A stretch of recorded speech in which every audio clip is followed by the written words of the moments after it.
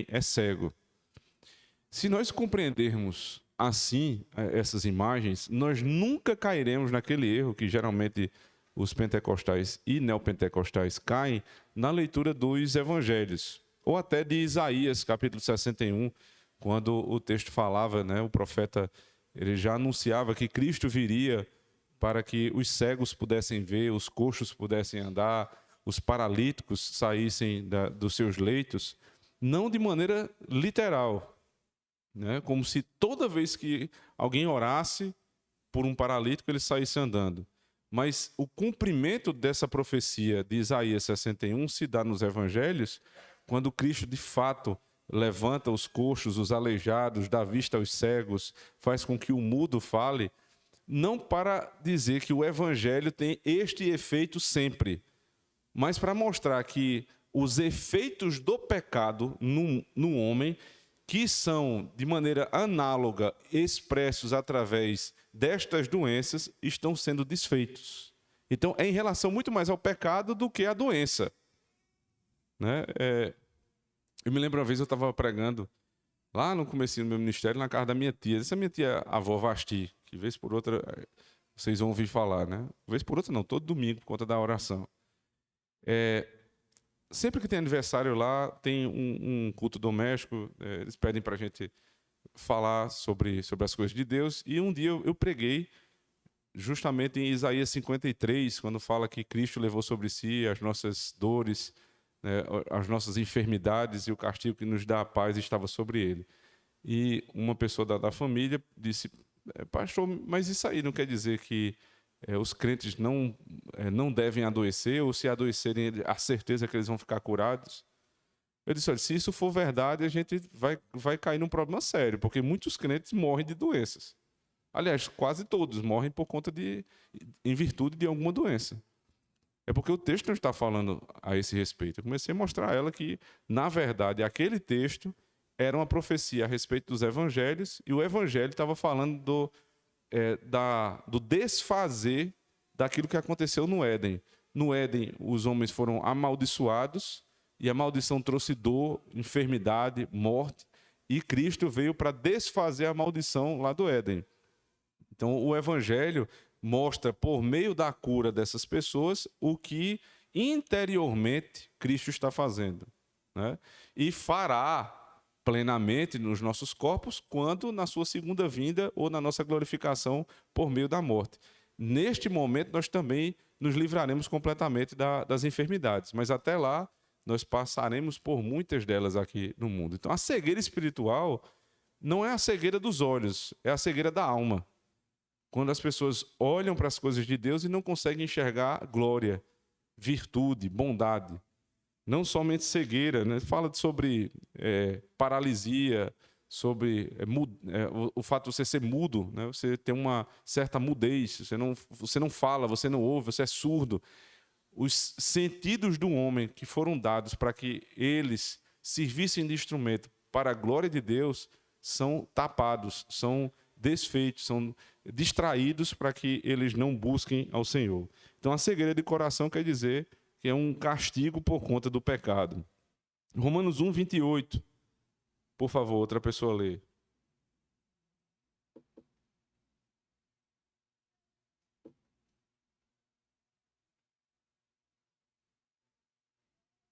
Romanos 1, 28.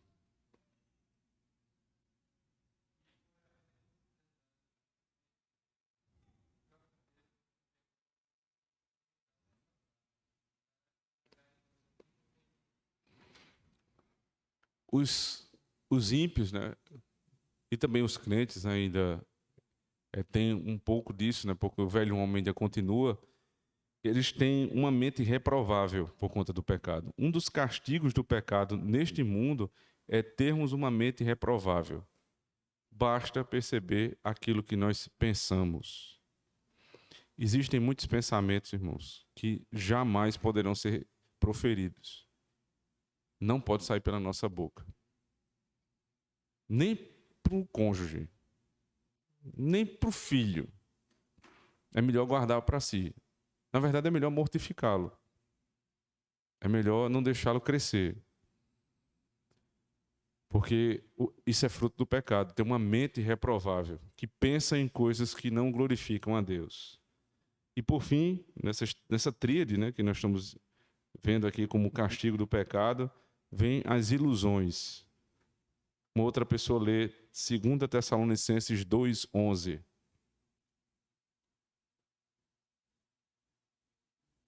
Eu quero me ater especialmente a este ponto, certo?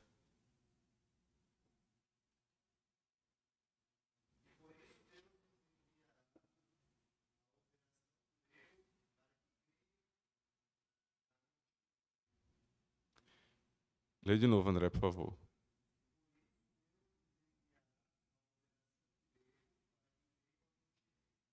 Deus enviará a operação do erro para que creiam na mentira. Veja, não é Satanás que está enviando, é Deus que está enviando. E é óbvio que quando Deus envia um pensamento de engano, ele está enviando via Satanás, ele está usando Satanás como seu servo. Mas aqueles que têm mentes corrompidas, reprováveis, por conta do pecado, eles passam a acreditar em ilusões. Eles não creem na realidade, eles creem numa falsidade. A forma mais clara de perceber isso é quando alguém crê no ídolo. Para nós é muito fácil olhar num desses feriados de padroeira e ver que a tolice, né? Como as pessoas saem lá da catedral, na Floriano Peixoto, num sol de 30 graus, e vão caminhando muitas vezes até Lagoa Seca para a Virgem dos Pobres. Lá tem um altar da Virgem dos Pobres e as pessoas vão, pessoas muito bem-sucedidas, inclusive em Campina Grande, eles vão no domingo de manhã fazem esse percurso. E a gente olha e diz assim, como é que pode uma pessoa instruída, uma pessoa que recebeu a educação, faz isso? Mas é claro, porque os sentidos deles estão embotados, eles estão cegos. E o fato de terem conhecimento acadêmico, meramente acadêmico, não os conferem a condição de, olhando para aquilo, perceberem a loucura. E por que crentes muito mais simples, que nunca sentaram num banco de universidade, eles conseguem perceber que aquilo é uma loucura? Porque a mente dos crentes foi aberta, os olhos foram abertos para enxergarem estas grandes ilusões. O comentarista diz assim: o que significam grandes ilusões? Ouçam. Essa expressão significa uma fé sólida e confiante em algo que não é verdadeiro, mas falso. Por exemplo, a fé do mundo moderno na teoria evolucionária da origem da raça humana é uma grande ilusão. A crença nazista durante a Segunda Guerra Mundial de que os alemães eram uma super-raça de natureza superior a todas as outras raças humanas era uma grande ilusão. Quantas outras grandes ilusões as pessoas creem? Creram no nazismo? Vocês se lembram qual era o fundamento que foi dado, fundamento científico dado para que o nazismo fosse defendido? Alguém sabe? Fala alto, Caio. Darwinismo. Explica um pouco mais aí.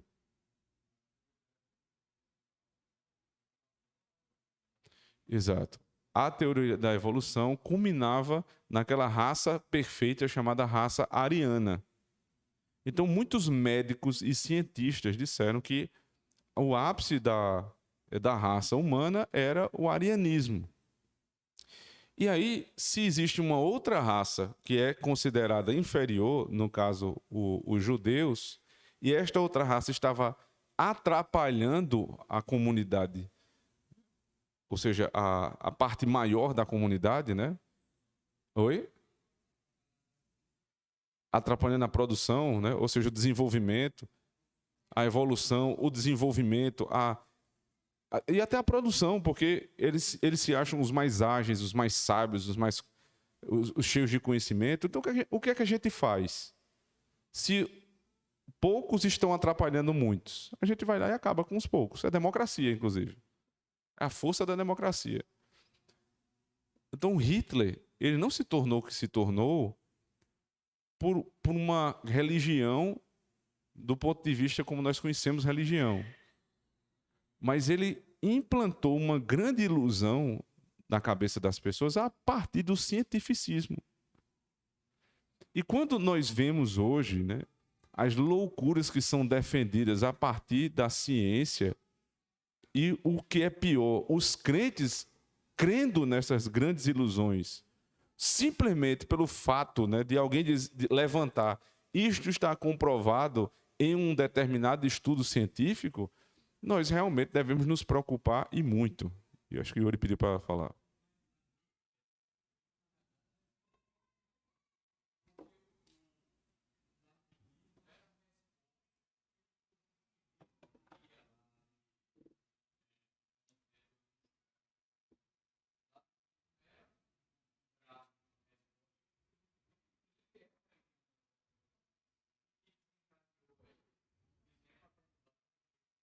Isso. Acho que você percebeu que eu disse assim, não uma religião como nós conhecemos hoje. Não tem um templo, não tem um sacerdote, não tem uma Bíblia, mas tem todos esses elementos disfarçados. Porque o cientificismo é assim, ele diz, vocês religiosos são fracos, por isso que vocês precisam de um Deus. Nós acreditamos na ciência, mas eles acreditam em algo que nem pessoal não é. E que muda de opinião a cada instante, que a ciência já disse inúmeras coisas de lá para cá. Veja, então, a ciência fundamentou o nazismo, que é uma grande ilusão. Quantas outras mentiras a ciência continua fundamentando hoje? E os crentes preferem ouvir os cientistas, lembrando que a ciência é uma eterna conquista em busca da verdade, deveria ser pelo menos. Um prova uma coisa, o outro vai lá e prova outra. Então a ciência muda muito e é característica dela ser assim, ela está buscando a verdade, mas nós temos a verdade. Nós deveríamos sempre pensar nisso, irmãos. Como nós somos muitas vezes assaltados por um pensamento maligno que nos faz deixar a verdade estabelecida de Cristo na sua palavra em busca da ciência. E assim acreditando em grandes ilusões como o nazismo e como a teoria evolucionária. O texto ainda continua dizendo assim, porque a certeza de que Deus envia grandes ilusões às pessoas, conforme 2 Tessalonicenses 2,11, afirma que Ele o faz. Deus é que faz isso? A resposta, é comum que a Bíblia fale de Deus como fazendo coisas que Ele propriamente não faz, mas que é realizada por outros. Por exemplo, Deus retirou a influência da sua graça de sobre Faraó. O resultado é que o coração de Faraó, seguindo a sua inclinação natural, tornou-se cada vez mais duro contra Deus. Daí a Escritura dizer que Deus endureceu o coração de Faraó. Se Deus entregar as pessoas aos seus próprios caminhos, elas escolherão a mentira ao invés da verdade. E nesse sentido pode-se dizer que Deus lhes envia grandes ilusões. Tiago 1, 13 e 14 ensina que Deus mesmo não tenta ninguém ao pecado, mas que ele permite que as pessoas sejam tentadas e seduzidas pelas suas próprias concupiscências. Deus não enviou grandes ilusões para enganar pessoas inocentes ou justas, tais como eram Adão e Eva antes da queda, mas somente aqueles que corromperam a si mesmos ao optarem pelo pecado. Então, Deus não tem intenção de enganar as pessoas, mas ele usa muitas vezes Satanás com muitas ilusões para que essas pessoas que já estão entregues ao pecado, sejam cada vez mais, se afundem cada vez mais no pecado. Seja para que lá adiante, sendo eleitos, eles as tome de lá, né, retirando dessa situação, ou que se afundem cada vez mais. Como é o caso de Hitler, por exemplo. Hitler morreu pensando exatamente a mesma coisa. Muitas pessoas morrem crendo na teoria da evolução. Um dia estava numa das igrejas presbiterianas grandes aqui de Campina e teve um debate sobre teoria da evolução. Eu acho que eu já contei essa história aqui faz um tempo. E depois eram dois debatedores, um estava defendendo a teoria bíblica criacionista e o outro estava defendendo a teoria evolucionária. Quando terminou, eu fiz uma pergunta ao pastor que estava defendendo a teoria evolucionária. Ele defendia, né, para fazer, pelo menos a proposta era essa no debate, para fazer jus à necessidade de um debate, mas não que ele cresça exatamente como estava ali. Mas percebendo uma certa alegria no que ele falava, né, o cara estava defendendo, fazendo uma espécie de personagem, mas ao mesmo tempo ele se alegrava muito naquilo que falava. Você tem alguma coisa aí errada. Aí eu pedi a palavra e disse assim: pastor, eu queria só perguntar algo ao senhor, e a minha pergunta é particular, não tem nada a ver com a tese que o senhor está defendendo, mas o que o senhor pensa. Os dias da criação são dias literais ou dias eras? Eu me lembro da resposta dele. Ele disse: aquilo que eu temia me sobreveio. Ou seja, ele cria, e era um pastor presbiteriano, que depois deixou de ser, não por querer, mas porque o presbitério colocou para fora, mas que já cria naquela época, faz muito tempo isso, que os dias não eram dias literais de 24 horas, mas eram dias eras. No final das contas, ele cria em quê? Ele cria na evolução misturada com a palavra de Deus. Então ele pegava Gênesis, a descrição de Gênesis, dia a dia, e cria que a cada dia daquele não era um dia de 24 horas, mas eram milhões de anos. Esse tipo de pensamento não tem embasamento nenhum na história da igreja. Não há nenhuma época que a história da igreja tenha crido nisso. Quando isso começou a ser, de alguma forma, ventilado no nosso meio? Quando entrou o cientificismo, a teoria da evolução, coisa de 200 anos para cá. Então, se este pensa assim, quantos outros pastores não creem na Bíblia como ela é de fato? E estão pregando nos púlpitos grandes ilusões. E é por isso que muitas pessoas continuam acreditando em grandes ilusões. Mas existem outras grandes ilusões. Uma delas é a que nós vimos aqui na pregação. Nós nos iludimos com os nossos filhos. Por quê? Porque a gente coloca no nosso coração uma coisa que não está na realidade. Nós nos iludimos com os nossos amigos, entre aspas. No sermão não dá para você ir muito longe nisso, né? Porque o sermão é muito longo, né? Um texto muito extenso. Mas pense agora comigo. Quantas vezes você já se decepcionou com determinadas pessoas e depois você disse assim: como é que eu não vi isso?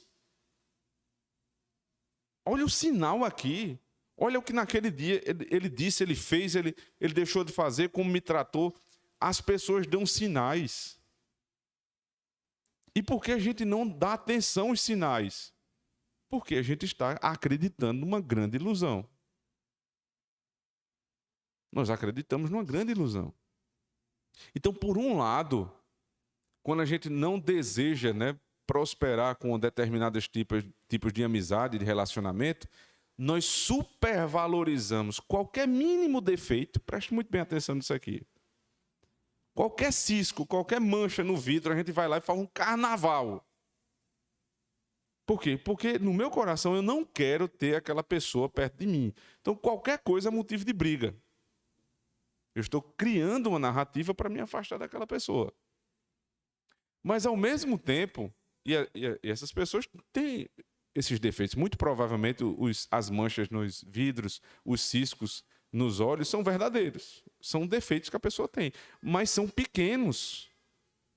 São pessoas que têm boa intenção. Mas, ao mesmo tempo, quando a gente não quer ter um determinado tipo de relacionamento, quando a gente não quer nos aproximar dessas pessoas, a gente supervaloriza. Mas ao outro que a gente quer, a gente se faz de doido. A gente finge que é cego. Está lá a pessoa. Ela está dando todos os sinais que é uma pessoa não confiável, para dizer o mínimo. E muitas vezes amigos nossos nos dizem, nos alertam a respeito. E a gente diz: não, isso é coisa da sua cabeça. E lá na frente a gente percebe, diante da decepção, que deveria ter dado ouvidos às pessoas que nos alertaram e deveríamos ter dado ouvidos também aos sinais que aquelas próprias pessoas deram. Não creia em ilusões, irmãos. Isso é burrice. Os irmãos devem lembrar o que é inteligência. Eu já falei aqui uma vez. Inteligência nada mais é do que o ato de inteligir, de compreender aquilo que está fora de mim, como aquela coisa é essencialmente. Então, quando eu olho para uma planta, eu vejo que aquela planta é verde, ela tem folhas, ela está viva, e digo estas coisas para mim mesmo, ou seja, eu estou inteligindo a planta em mim. Mas se eu olho para uma planta seca e digo que ela é uma árvore frondosa, eu estou ficando doido. Porque a realidade não é essa. Não chame seco de verde, o mal de bom, o preto de branco. A gente precisa chamar as coisas como são, irmãos. Há uma delicadeza no tratar, no se relacionar, que é própria dos crentes. A Bíblia, por exemplo, a Bíblia nos ensina a termos um modo de falar brando, sermos sóbrios no agir, termos paciência, não sermos impulsivos. Todas essas características são virtudes bíblicas. Mas ela nos ensina também a falar a verdade. E falar a verdade é chamar as coisas como elas são. A nossa época, por outro lado, é uma época de grandes ilusões, que nos ensina todo dia a chamar as coisas que a gente vê com outros nomes que elas não têm. Então, o sujeito ele está em momento de trabalhar, em idade própria do trabalho, mas ele não descobriu a vocação. Então, eu estou esperando o dia que meu marido vai descobrir a vocação dele. Ele está ainda ali indeciso, ele não sabe se ele vai, se ele fica, Meu amigo, deixa aqui eu lhe ajudar, deixa eu dar uma de pentecostal, eu vou revelar para você sua vocação. Sua vocação, sendo homem, é ganhar dinheiro para poder suprir a sua casa. Essa é a sua primeira vocação. Então, se você está em idade ativa e não está trabalhando, tem alguma coisa muito errada na sua vida. Você precisa trabalhar. Porque isto é próprio de um homem. Qualquer outra coisa é ilusão. Você pode chamar do que você quiser. É ilusão. Agora, em cumprindo o mínimo, não quer dizer que você vai ficar no mínimo. Você começa a subir alguns degraus. Eu sou homem, eu estou em idade ativa, eu preciso trabalhar. Porque ou eu devo ajudar na casa em que eu moro, ou devo instituir uma nova casa, um novo lar. Ou das duas, uma. Mas em estando trabalhando, em cumprindo a minha vocação primária, eu agora posso pensar numa segunda forma de cumprir essa vocação primária, que é ir além disso. Por exemplo, hoje eu ganho 2.000 num emprego que não é o que eu acho que eu deva continuar. Então, eu vou fazer o seguinte.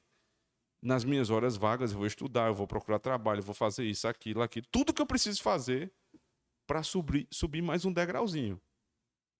É assim que as pessoas, que os crentes sempre fizeram ao longo da história. É assim que se faz. O resto é ilusão. O mundo é assim. Mas se eu tiver de começar como... A única coisa que tem é, sei lá, eu vou trabalhar no call center, eu vou ser caixa de supermercado. E qual é o problema? Qual é o problema? Quando eu tinha 21 anos, a Lojas Americanas estava chegando aqui em Campina Grande. E eu passei no processo seletivo, ela já estava comigo, a gente era namorado ainda, não era nem noivo. Nós passamos no processo seletivo para 3.000 funcionários, ou candidatos, para 27 vagas. A gente conseguiu passar das 27. Você não sabia o que você ia ser. Você podia ser caixa, você podia ser da parte administrativa e você podia ser também supervisor. Na providência de Deus, as 2 únicas vagas de supervisor que tinham foram preenchidas por mim e por Ellen sem a gente saber que a gente seria aquilo ali. Mas tanto ela quanto eu, nos propusemos a sermos caixas. E qual é o problema disso? Não tem problema nenhum. Passados 20 anos, eu sou pastor da igreja. Mas eu já passei por isso aí. Inclusive, quando a loja começou aqui, e as lojas americanas têm esse espírito, é do gerente ao caixa, o cara da limpeza, todo mundo ia para lá descarregar caminhão. Na abertura da loja era assim. Descarregava caminhão, arrumava a loja, limpava a loja. Todo mundo fazia isso. Não caiu minha mão, nem eu deixei de ser o que eu sou. Isso faz 20 anos, irmãos. E o que é certo não muda. Nós precisamos ensinar os nossos filhos a serem o que eles precisam ser. Cumprir a missão primária. Homens e mulheres. As mulheres têm filhas homens. Ensine sua filha a ser boa dona de casa. Ensine. Você tem alguma dúvida disso? Leia lá Tito capítulo 2. As mulheres mais velhas devem ensinar as mais novas. O pessoal pega Tito 2 e vai dar palestra. Não é para dar palestra, é para ensinar a sua filha a ser boa dona de casa, a respeitar o marido, a cumprir as obrigações em casa. Para quê? Alguém se lembra como é que termina o texto? Não? Pois abram aí. Tito 2.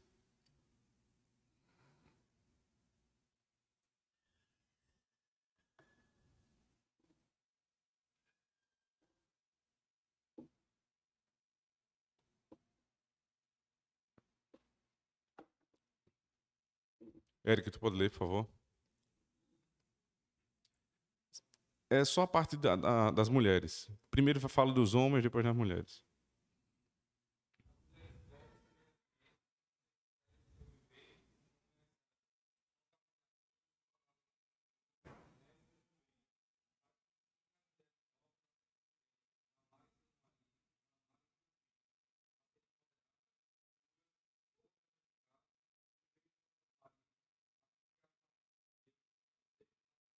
A fim de que a palavra de Deus não seja blasfemada.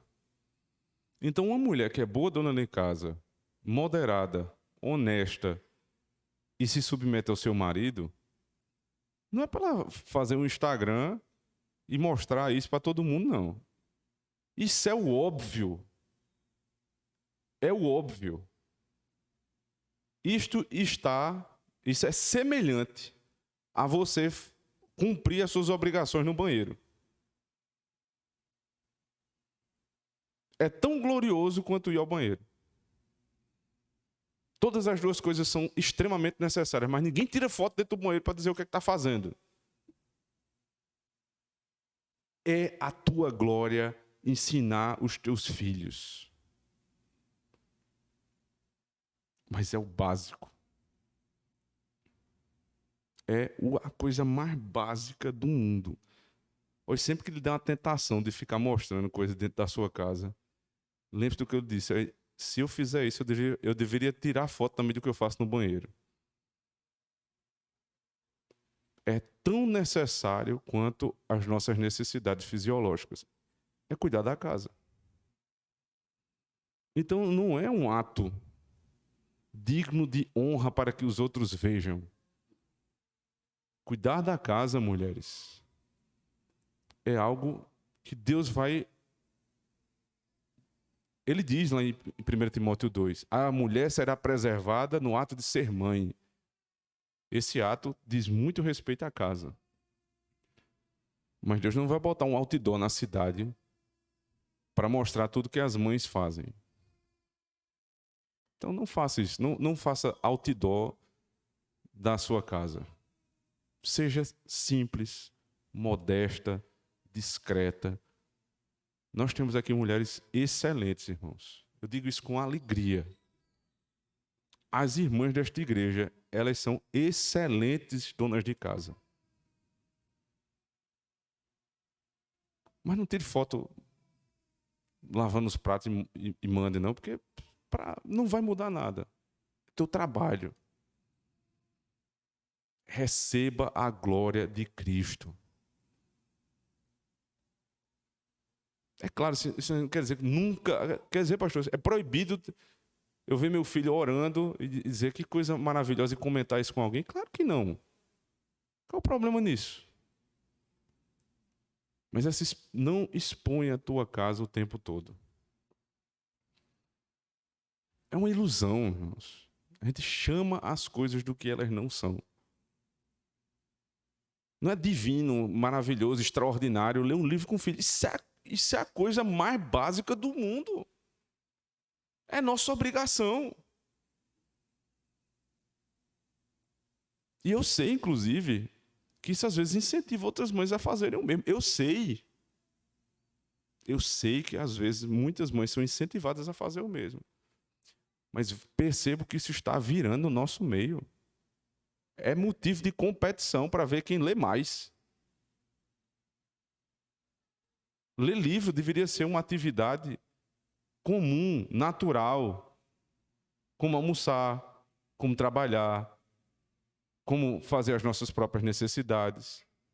Faz parte da rotina. Ninguém tira foto dormindo. Porque dormir é um ato natural. Quando a gente começa a tirar muita foto destas coisas que deveriam ser naturais, é porque é claro que não são. Não são naturais. Os grandes homens cultos e mulheres cultas não tiram foto lendo livro. Porque é ato natural da vida. Eles iam fazer isso a vida toda. O Instagram deles seria só de foto lendo livro, porque aquilo é a coisa mais natural para ele. Quando a gente começa a fazer essas coisas, porque não é natural, irmãos. E os bons hábitos que ainda não são naturais na nossa vida, sabe o que a gente faz? Não são hábitos ainda, são obrigações. Faça todo dia a sua obrigação, todo dia. Lavar a louça é difícil, lave de novo e de novo. Ler um livro é difícil, eu sei que é. Não venha com essa onda que você lê Shakespeare, não, você nem entende. Mas continue lendo. Busque compreensão. Busque compreensão. Mas não se iluda. Não é natural. Enquanto tem vontade de postar, porque não é natural. Agora, quando for natural, você está em casa com seus filhos e brincando, numa rede, num parquinho, jogando bola. Não quer nem saber de celular, meu amigo. Sabe por quê? Porque é vida natural, é comum. É vida real. Agora, esta disputa não é natural. É uma ilusão. Os homens têm que viver naturalmente aquilo que são. E os homens foram feitos por Deus para cumprir as suas obrigações. O jovem tem que começar a trabalhar logo. Tem que estudar, te vira, estuda e trabalha. Problema teu. Tu é homem. Te vira, estuda e trabalha. Tu é homem. As mulheres, lava a louça, ajeita a casa, cuide dos meninos, respeita teu marido. Maior teóloga da nossa geração é a mulher que é boa dona de casa, respeita o marido e cuida dos seus filhos. É a mulher mais exemplar e piedosa do mundo. Esta é a mulher que Tito, não fui eu que inventei, não. Tito 2. Horas vagas, leia com seus filhos.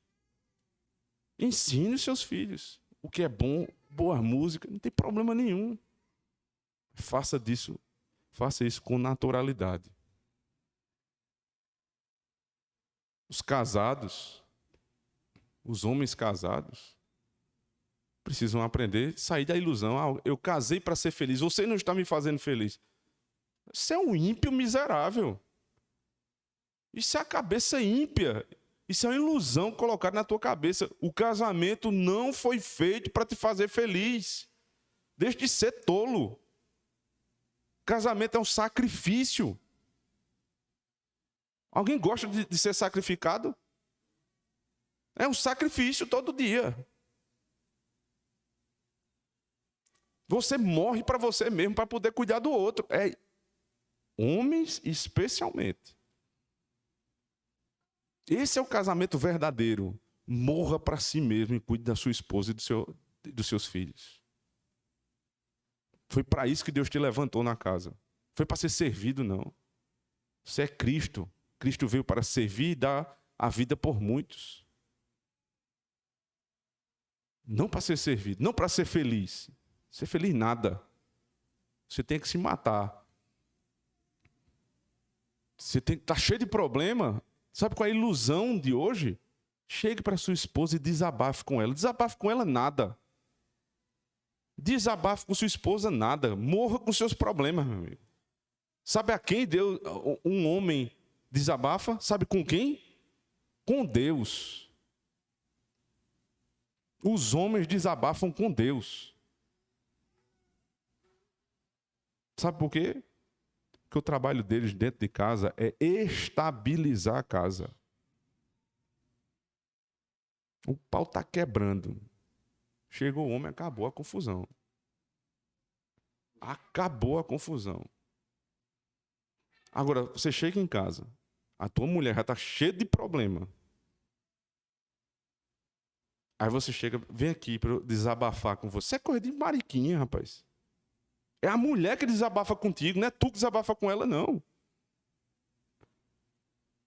E é óbvio que eu não estou desconsiderando o que a Bíblia diz a respeito do que a mulher é por excelência. Ela é auxiliadora idônea. Você pode estar pensando aí, pastor, e como é que a mulher vai ser auxiliadora?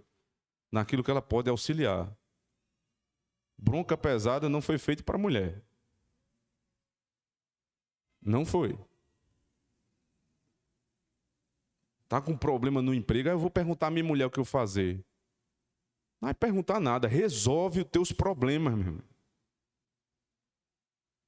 Nos problemas de casa que tua esposa já tem, que ela vem te pedir a opinião, e você consulta a opinião dela e dá a resposta final. Assim ela é tua auxiliadora idônea. Mas não é o que tu vai fazer. Eu não sei se eu compro, eu vou perguntar à minha mulher se eu vou comprar. Até os ímpios tiram onda com isso. Ah, eu cheguei cheio de problema em casa. Eu queria minha esposa aqui para eu desabafar. Tenho vergonha disso. Isso é uma grande ilusão que nós estamos metidos. Na nossa casa, o problema fica na porta. O meu problema não entra na minha casa, porque é meu. E Cristo me disse que eu deveria proteger minha família, não trazer mais peso sobre ela. Um homem é assim. Isso é vida real. O resto é grande ilusão. Os problemas reais de uma mulher são relativos à sua esposa, o seu esposo, os seus filhos. Não é um problema da igreja. Não é um problema da tua empresa. Isso não é da vida da mulher. Ela nem suporta, meu irmão. O que eu estou dizendo aqui não é depreciativo a mulher. Se você pensa isso, você está redondamente enganado. É o exato oposto, é a glorificação da mulher. Para que ela possa exercer a sua missão de uma maneira livre. Agora, se você impõe um monte de problemas sobre a cabeça da sua esposa, ela não tem como fazer o que ela foi feita para fazer. Porque ela tem que resolver o teu problema. Agora, é fácil? Não, ninguém prometeu facilidade. Mas é vida real. Homens resolvam seus problemas, não coloquem suas esposas e muito menos os seus filhos envolvidos nisso. Não faz muito tempo que eu escutei um chefe de uma casa pensando ainda em que igreja iria congregar. Ele disse: pastor, eu já resolvi. Eu fiz uma reunião com minha esposa e os meus filhos, dentre eles um de 7 anos. E por unanimidade resolvemos ficar aqui. Esse irmão não entendeu nada. Teu filho de 7 anos não tem a menor condição de resolver isso. Voto. A tua casa é uma democracia, tu está confundindo a tua casa com o teu país. Tua casa é uma monarquia. Você é o rei e lá quem dá a palavra é você. Agora o rei não fica de barriga para cima no império de Cristo. O rei se sacrifica. Tome a decisão e arque com as consequências. Se der errado, meu irmão. Isso que eu estou dizendo a vocês aqui. Vocês acham que eu não tenho medo, não é? Quando dá errado, o pau quebra nas minhas costas. Porque a mulher vai dizer o quê? A culpa é de quem? É tua. Culpa tua. E é culpa minha mesmo. Mas graças a Deus, na maioria dos casos, a gente acerta. E elas estão lá, cumprindo as obrigações delas. Nunca impondo a uma mulher o que ela não pode fazer. Isso sim é amar a esposa. Isso é vida real, não ilusão.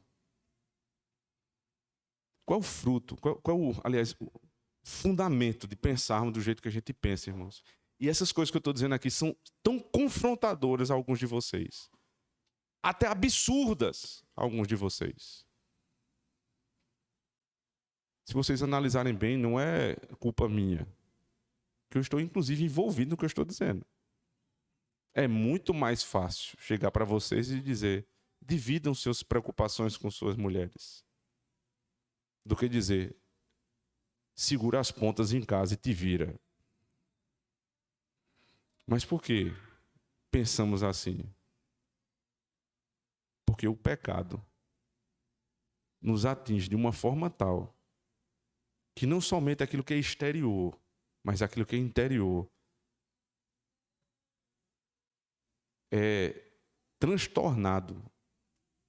Deus criou de uma forma, o pecado transtornou para outra forma. Deus nos disse uma forma de pensarmos, a gente pensa de outra. Eu estou apresentando a vocês a verdade do que o pecado é capaz de fazer com as nossas mentes e corações. Mas os irmãos decidem. Se vocês querem viver nas grandes ilusões desse mundo, chamando as coisas pelos nomes que elas não têm, ou se vocês querem, com muito esforço, com muito sofrimento, buscar esse outro caminho que é mais difícil, que a porta é estreita, que eu preciso ser humilhado, subjugado, mas que é seguro para mim e para os meus. Ouçam e decidam se vocês querem viver uma vida real ou as grandes ilusões propagadas pelo pecado. Amém. Vamos orar ao Senhor. Tenha misericórdia de nós, ó Deus.